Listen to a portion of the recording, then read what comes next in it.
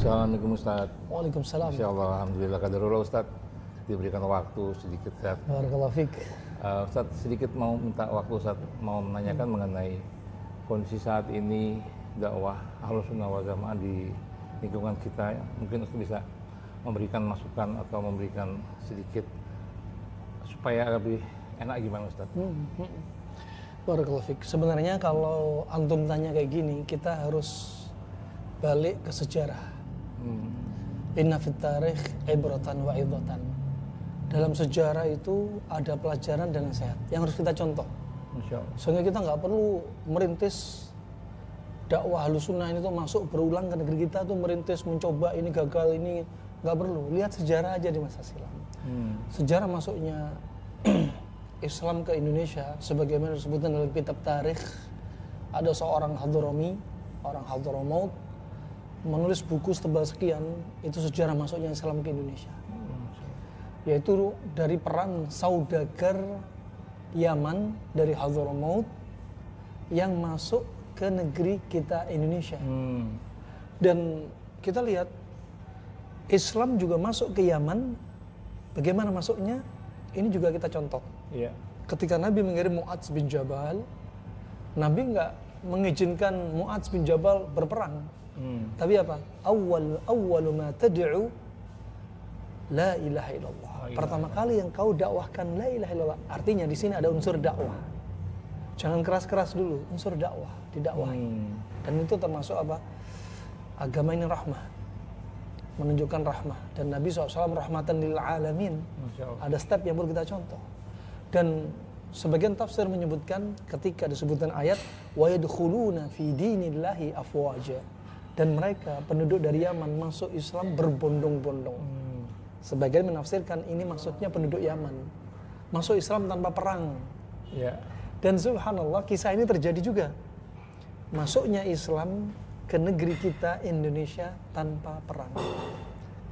Melalui mereka para saudagar dari Hadramaut. Dan terjadi kulturasi akhlak adab, yaitu apa? Akhlak lembutnya orang Yaman ketemu sama akhlak lembutnya orang Indonesia. Dan Masya Allah ketemu di situ. Dan Islam masuk Indonesia tanpa perang. Masya Allah. Ini perlu kita contoh. Menunjukkan aslinya, asalnya, tabiatnya orang Indonesia itu baik-baik. Masya Allah. Kalau orang baik jangan dikerasin. Jangan buka front perang. Masuk dengan lembut. Dan mereka dari muamalah jual beli. Antum kan fakultas ekonomi dulu, tahu gimana jual beli gitu kan. Masya Allah. Jadi mereka dari muamalah jual beli yang amanah, akhlaknya baik, lembut. Dari situlah banyak orang masuk Islam tanpa perang. Sampai Masya Allah, antum mungkin bisa kalau lihat sejarah, sampai proklamasi yang waktu itu terjadi, yang dibacakan oleh Soekarno-Hatta, Bung Hatta yang membaca, itu di mana? Di rumahnya salah satu orang Hadramaut, kabilahnya bin Marta. Berarti orang Islam punya apa? Peran dari kemerdekaan Indonesia juga. Punya kekuatan. Punya kekuatan juga. Jadi Islam masuk tanpa perang, lembut, dan kemerdekaan pun ada peran-peran mereka orang-orang Islam ini. Bahkan tokoh dari Hadramaut juga. Nah, oleh karena itu ambil pelajaran di sini. Orang Indonesia asalnya baik-baik. Masya Allah. Lembut-lembut. Jadi kita dakwah harus dengan lembut. Kadang kita dakwah dengan dalil Allah berfirman, Nabi bersabda, mereka menolak. Apalagi kadang sebagian orang penampilannya alergi untuk dilihat. Yang punya penampilan gini, yang bajunya panjang, kadang sudah alergi. Belum dengar suara sudah alergi ngelihat.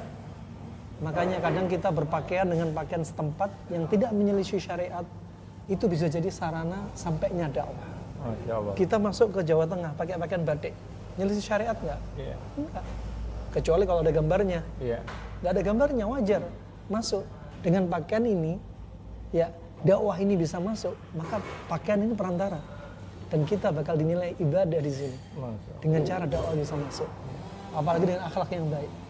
Nah itu yang penting. Jadi kita harus tahu kultur budaya di negeri kita. Kita masuk di Aceh, kita harus tahu caranya. Turun lagi ke bawah, Medan terus, yang Jawanya dari Jawa Barat sampai Maduranya, ya. Kemudian Bali, kita harus tahu. Nah, dan dakwah dengan akhlak kadang lebih manjur daripada dengan dalil. Masya Allah, iya. Kadang kita Setuju, sebutin Ustaz. dalil, mereka nolak dulu. Setuju, Ustaz. Tapi ketika akhlak kita baik, gak usah jauh-jauh, kita dakwah kepada orang tua. Berapa banyak teman-teman yang baru ngaji, mulai hijrah, ngaji, tiba-tiba tahu hijrah, sudah bodoh-bodohin orang tua. Iya. Diusir sama orang tua, yang mereka buka front. Nah, bukan seperti itu. Kasih tahu orang tua dengan akhlak, walaupun tanpa lisan.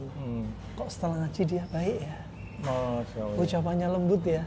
Iya, iya. Mengamalkan firman Allah, wala taqul lahuma uf wala tanharhuma. Nggak boleh ngomong uf. Ah, ibu ini, ah bapak ini, nggak boleh. Kok tambah lembut? Itulah dakwah. Dakwah. Ini kadang lebih manjur. Semoga manfaat Pak Dani ya. Masya Allah, Ustaz. Masya Allah. Ini bukan manfaat lagi, Ustaz, tapi merupakan suatu ilmu yang kita memang harus mempunyai akhlakul karimah yang baik, Ustaz. Harus. Apalagi dengan mencontoh atau kita mempunyai ustadz-ustadz seperti antum, Ustaz. La ilaha Masya Allah. illallah. Tabarakallah, Ustaz. Barakallahu fikum, Ustaz. Semuanya, Ustaz. Syukran jazakallahu khairan, Ustaz. Fikum barak, semoga bermanfaat untuk kita semua ya. Amin. Wabillahi taufiq wal hidayah. Wassalamualaikum warahmatullahi wabarakatuh. Waalaikumsalam warahmatullahi wabarakatuh.